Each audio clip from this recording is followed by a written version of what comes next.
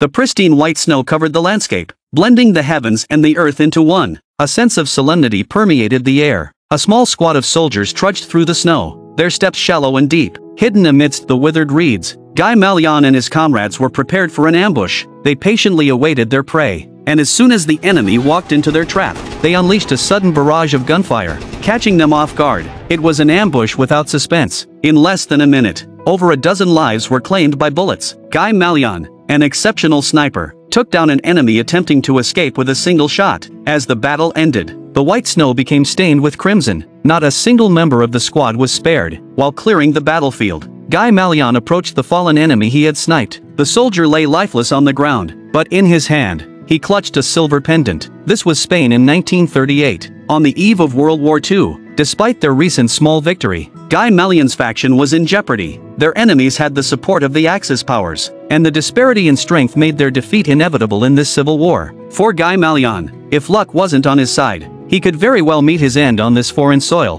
But what you would never expect is that this passionate young man was a playboy just a year ago. Back then, Guy Malian resided in the luxurious mansion of Gilda Bess, where an exotic dancer named Mia also lived. Guy Malian was Gilda Bess's lover, and Mia was also involved with Gilda Bess. However, this chaotic relationship did nothing to diminish the affection between them, for each person had their own story. Guy Malian and Gilda Bess met in England. This young man had once been a brilliant student at Cambridge University. Through a series of coincidences, he came to know the alluring, mysterious, and liberated Gilda Bess. From the moment Guy Malian first laid eyes on her, he was irreversibly in love with Gilda Bess. He was willing to give up his promising future and follow her from England to France, in order to be by Gilda Bess's side every day. He even accepted the role of her photography assistant. But more often than not, he found himself swept up in the extravagant lifestyle alongside Gilda Bess, in a lively and vibrant atmosphere. With the glow of lights and the presence of wine, men and women danced freely. After dancing with Guy Malian, Gilda Bess embraced Mia,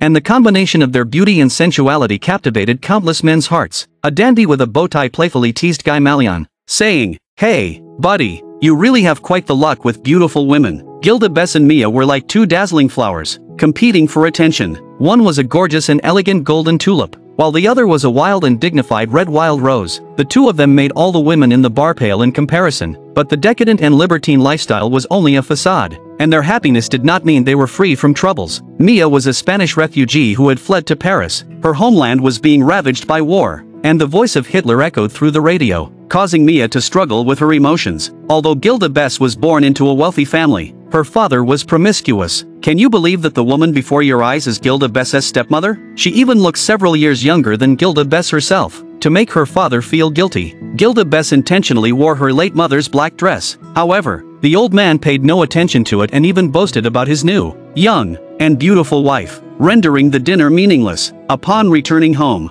Gilda Bess discovered Mia covered in bruises. A scoundrel took her from a club to a hotel and left her bruised and battered. While Mia chose to swallow her pride, Gilda Bess could not tolerate her lover being mistreated. She asked Guy Malian to take Mia to see a movie and relax, while she herself went to exercise her muscles and bones. While waiting for the movie to start at the cinema, a segment about the Spanish Civil War was played on the screen. Watching their fellow countrymen forced into displacement by the war, Mia's emotions reached the brink of collapse. Meanwhile, Gilda Bess took matters into her own hands and seduced the scoundrel who had mistreated Mia, luring him into a hotel room. If you enjoy violence so much, then let me show you what true violence feels like. Guy Malian and Mia had no interest in watching the movie anymore. They sat in a beautiful park and opened up about their troubles. Mia shared that her father had once participated in an uprising with the workers, but it was quickly suppressed by the military. Her family did not survive the ordeal, and she was the only one fortunate enough to escape. Paris remained a haven untouched by the ravages of war. But no matter how good the world outside was, it was not their true home. Mia had always wanted an opportunity to return to Spain again, and her words deeply touched Guy Malian. Gilda Bess, through her actions, sought revenge for Mia. She lured the scoundrel into bed, only to tie him up and mercilessly beat him. That evening,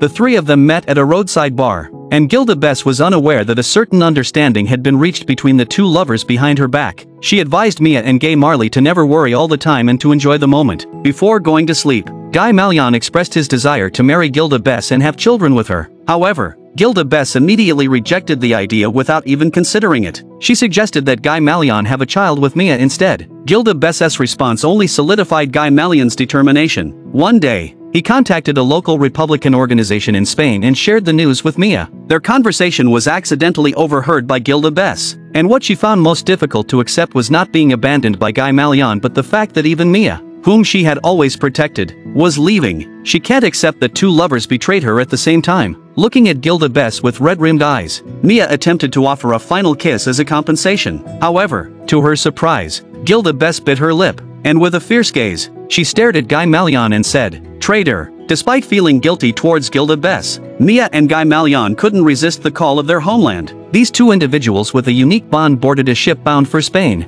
leaving behind a life of luxury and stability. Ahead of them lay a treacherous path. Once in Spain, one would be taking lives while the other would be saving them. This was Mia's motherland, and Guy Malian, a British anti-fascist, willingly immersed himself in this war. As Mia looked at Guy Malian, his face covered in a beard, there was no time for reminiscing. She was about to perform surgery on the wounded, and Guy Malian mentioned he would go to a secret outpost to rest. They made plans to meet there later that night. As the sky grew dark, enveloping the land in darkness, the two secretive individuals had something mischievous planned as they crouched on the road. Upon hearing a car approaching in the distance, they quickly hid in a snowdrift by the roadside. Mia arrived at the makeshift rest area crowded with the wounded. After exchanging mutual condolences, they discussed their current situation. Both Mia and Guy Malian had no hope for victory in this war. From 1936 to 1939, against the backdrop of the international scene, the Republican forces, in which Mia and Guy Malian found themselves, received assistance from countries such as the Soviet Union, while the local nationalist forces were supported by Nazi Germany and Italy. This was not a simple civil war but an ideological conflict. This war was also seen as a prelude to the outbreak of World War II. Guy Malian and Mia discussed Gilda Bess once again. Since arriving in Spain, they had lost track of her. She must still resent the two of us, right?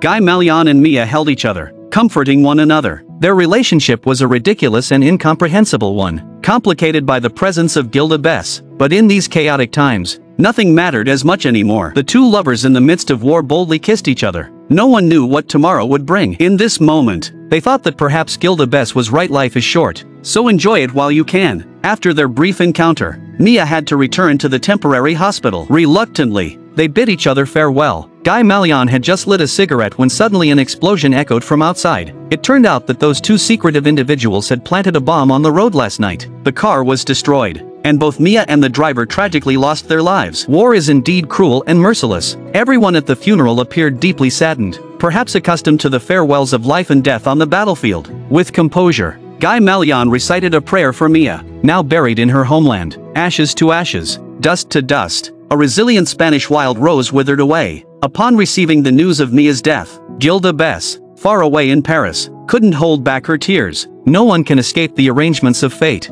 Perhaps this was Mia's destiny. After the end of the Spanish Civil War, World War II swiftly followed. This time, France, Britain, and others were dragged into the war. People suddenly realized that the Spanish War was merely a rehearsal. The Nazi forces only took 38 days to occupy France. After years of war, Guy Malian became an intelligence agent. He was assigned to carry out secret underground work in Paris. Returning here after 6 years, the streets and alleys still exuded an artistic atmosphere. However, what was different now was the presence of Nazi soldiers visible everywhere. During a rendezvous mission, Guy Malian accidentally bumped into an old acquaintance. After years apart, everything had changed. Gilda Bess had become the mistress of a Nazi officer. Witnessing this scene, Guy Malian was not just shocked, but utterly stunned. He lost all interest in his work and felt compelled to meet his former lover. For several days, Guy Malian observed from across the street of Gilda Bess's house. An elderly man mentioned that all the officers of the Nazi troops had visited her house, cursing Gilda Bess as a harlot. Finally, when the Nazi officer drove away,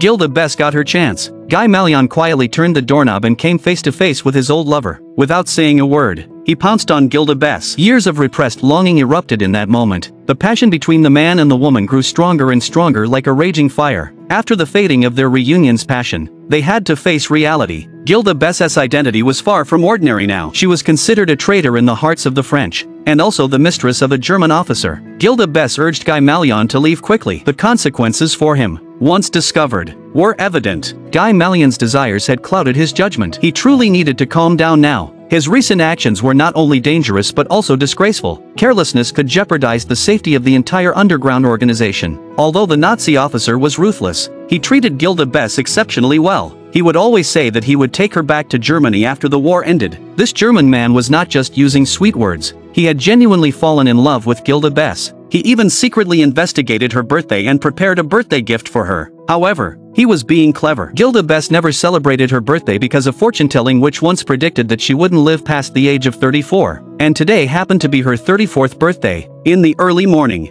a red glow spread through Paris, and the distant Eiffel Tower stood silently. The Nazi officer, dressed and ready, was drawn to the ringing of the telephone in the living room. Gilda Bess pretended to be asleep but subtly answered the phone on her bedside table and began eavesdropping. Through the conversation between the two Nazis, Gilda Bess learned some bad news. After hanging up the phone, she quickly closed her eyes and continued pretending to sleep. In the daytime, Guy Malian followed the plan and went to the cafe to wait for his contact. Little did he know that his whereabouts had been discovered by the Nazis. If he encountered his contact, he would be immediately captured. At that moment, Gilda Bess suddenly appeared, pretending to ask Guy Malian for a light and reminding him to quickly go to the restroom and change his clothes to escape. Guy Malian didn't dare to hesitate. Although he didn't know what was happening, he believed that Gilda Bess wouldn't harm him. He hurriedly went to the restroom, changed into a priest's clothing, and calmly slipped away with his bicycle. Thanks to Gilda Bess, he had saved his life. However, Guy Malian's comrades didn't have such good luck. The German troops,